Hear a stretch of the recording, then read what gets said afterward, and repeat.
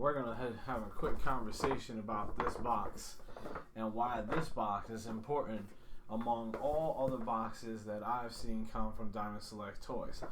And we're going to talk about it right now.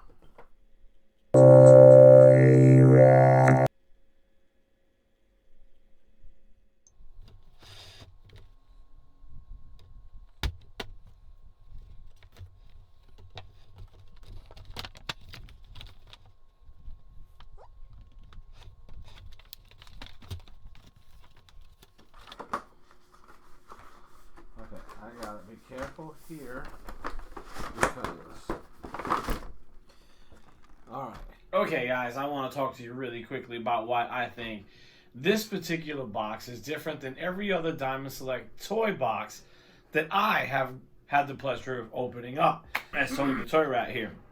And the reason is that something that I have been requesting, dying for, has actually come to fruition. And I'm sure that I can't claim any part in it. But what I have really been wanting is, we always throw away our boxes because, for the most part, they're nondescript. They don't do enough for most of us as collectors to keep. But if they create a box like this, where the interior is actually part of a diorama set. So like in this Gollum depiction here, it's clearly a scene from the Two Towers where he is chasing down Sam and Frodo right at the beginning of the movie. At least that is what it feels like to me.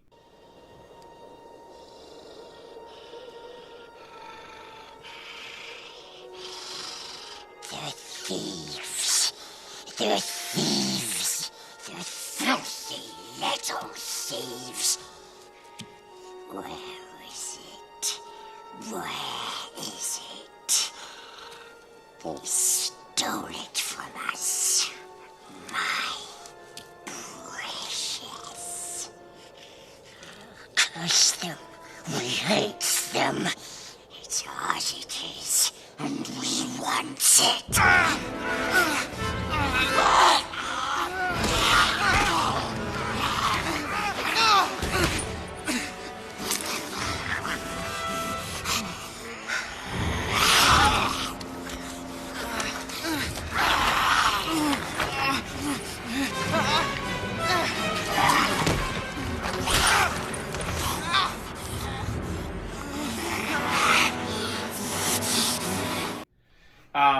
And what they did to make sure that it felt that way, on top of putting them on the mountainside, which is this aspect of it here, what we're looking at on the inside, they also gave you this cardboard background, which is sort of beautifully painted to give you a surroundings that give you a depth for the character. Okay? Absolutely love that they did that. So, super cool. I think just talking about what I'm seeing here in terms of the character himself, the eyes are cracked out. He is bugged out.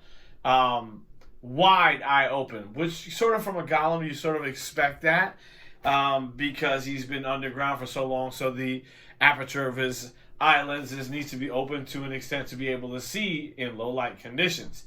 But I don't think in the movies we ever got a chance to see his eyes do exactly that setup right there. So you can see he's really, really intensely wide open. So I don't think I have too many complaints about that because it does come with all the portraits, which we'll look at in just a second. But I am interested to know why they supplied us with weaponry. Because as far as all of us know, at least from the movies and the books that I can recall reading, Gollum never really had a weapon to wield. Nothing that we are able to see him with. So another indication as part of the Two Towers is the fish here. As you remember him being in the Forbidden Pool and tearing apart fish with his bare teeth. And now, that's pretty cool. So it brings up another segment here that it does come with some really cool other portraits. I'm sorry, guys. I'm trying to avoid the glare in the packaging here because I didn't think it'd be so successful for me to take them out. But we will give you other shots as well just so you guys know what it comes with. Clearly, lots of different hand portraits here for the gripping of the fish, and some screaming portraits here too. So I'm not sure you guys can see that. He's like, "Ah!" And I'll make some more noises later on. But they're really cool. So one is this sort of ambiguous look. He's looking off to the side. He's not sure. The other one, he's really screaming at high level. And then he's got several hands in the fish. So while this is super cool, I will tell you where, for me, it is let down. Okay, the letdown comes in the fact of how they pinned this character back to the box. I would have elected to lock the entire thing down in the box from the base, which isn't going to be impacted if I take this plastic off. But now this plastic, which is surrounding the character right now, when I begin to peel that off, that's going to tear away at the glue that they use to pack it back in here, which ultimately is going to kill the diorama appeal. And thusly, I've elected to leave it remain inside the box, because I think in this aspect that it makes the most sense without killing the diorama portion of it, meaning the interior of the box, which I think the integrity needs to be kept in order for it to tell the story appropriately. Of course, I wish that those were hardscape pieces that were on the back here.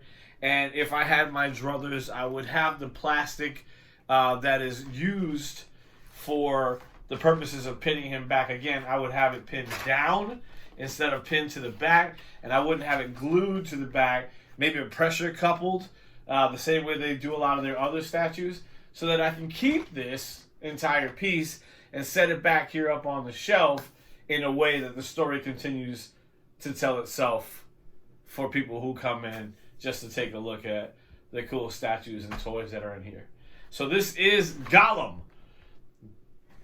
And that is from our friends at Diamond Select Toys and New Line Cinema. And the figure design is by Eamon O'Donoghue. The sculpt by Gentle Giant Studios. Package illustration by Jack Sy. And the package illustration is that of the Lord of the Rings with the cool, elven writing on the side. And this is a deluxe action figure. So I hope you guys enjoyed that. I'm going to package him back up and find him the appropriate location to live. And in the meantime, I'm going to take some really cool shots so you can see without all the glare junk around him. And you can decide for yourself whether this Lord of the Rings is for you.